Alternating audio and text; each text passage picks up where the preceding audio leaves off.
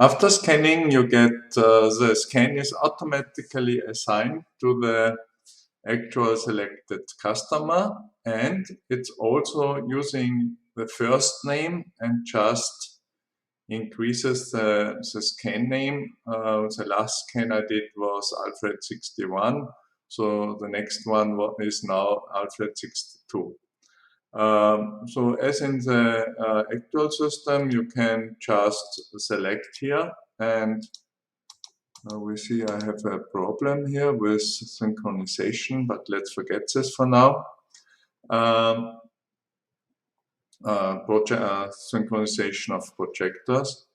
So in next step, I can I can start the processing immediately.